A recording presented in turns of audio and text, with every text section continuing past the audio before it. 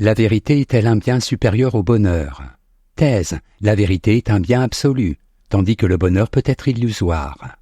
Antithèse. Toute l'activité humaine a pour but le bonheur, y compris la recherche de la vérité. Thèse. La recherche de la vérité est nécessaire au bonheur. En effet, pour parvenir au bonheur, nous devons faire des efforts, c'est-à-dire utiliser notre volonté et notre raison, tout en accordant nos actes à nos pensées. Premier argument. Le bonheur peut être illusoire. Seul un bonheur fondé sur la vérité est solide et durable. L'amoureux fait dépendre le bonheur de la personne aimée, l'employé de son travail, la top modèle de son visage sans rides. Mais voilà l'amoureux quitté, l'employé licencié, la top modèle vieillie. Leur bonheur s'envole en fumée. Preuve que, d'une certaine manière, il était faux. Deuxième argument. La vérité précède le bonheur. Quelle que soit l'idée que nous avons du bonheur, nous savons qu'il ne tombe pas du ciel. Nous devons faire des efforts pour l'obtenir. Travailler pour gagner de l'argent. Courir pour gagner une course. Être patient avec un ami. Se montrer disponible et généreux envers la personne que l'on aime. Être en accord avec ses pensées, être vrai, pour être bien dans sa peau. Ces efforts, que le philosophe appelle parfois vertu, ont besoin d'être entrepris par la volonté. Mais il faut aussi qu'il y ait concordance, c'est-à-dire vérité, entre les pensées et les actes. Le bonheur s'acquiert par une stratégie. Il ne s'atteint pas par le faux, l'erreur ou le mensonge. Si je cours sur un seul pied, je ne gagnerai pas.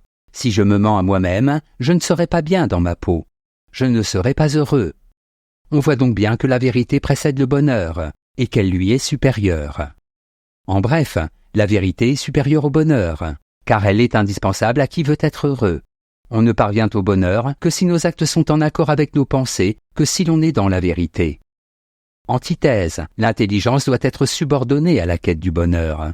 En effet, la quête du bonheur est universelle et tous les autres biens, y compris la vérité, lui sont subordonnés. Être heureux est un but, tout le reste n'est qu'un moyen d'y parvenir. Premier argument. Le bonheur est le souverain bien. Nous avons tous une idée du bonheur, ou du moins, ce que nous voudrions qu'il soit. Santé, richesse, plaisir, amour, beauté, travail, famille, etc. Nous avons chacun une idée de la recette qui nous convient le mieux. Une pincée de richesse, une grande quantité de santé, quelques grammes de beauté, beaucoup d'amour. À chacun sa cuisine.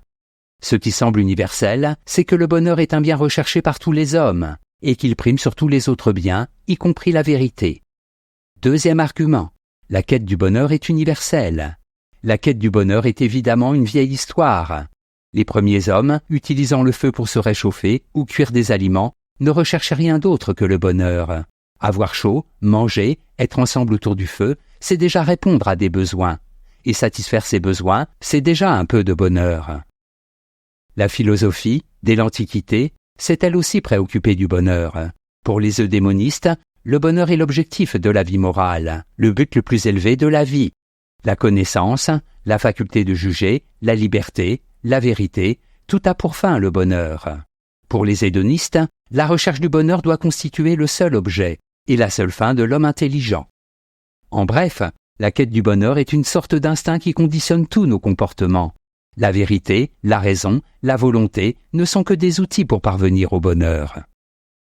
Synthèse. Demandez à la première personne qui passe sur votre chemin ce qu'il faut préférer.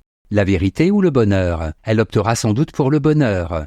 Demandez-lui ensuite comment elle fait pour atteindre ce qu'elle considère comme étant le bonheur. Elle vous dira, par exemple, qu'elle travaille pour avoir de l'argent et pour pouvoir voyager, ou qu'elle fait du sport pour rester en bonne santé, ou encore qu'elle essaye d'avoir des relations agréables avec ses amis ou dans sa famille. Si elle y est parvenue, c'est qu'elle était dans le vrai, qu'elle a suivi le bon chemin. La vérité est donc essentielle au bonheur. Par conséquent, même si l'on préfère le bonheur à la vérité, il semble bien, de toute façon, que l'un ne peut pas aller sans l'autre.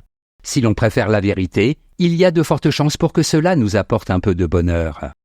Note et commentaire. Hédonisme, doctrine philosophique privilégiant le plaisir, contre les morales traditionnelles du renoncement et de l'effort.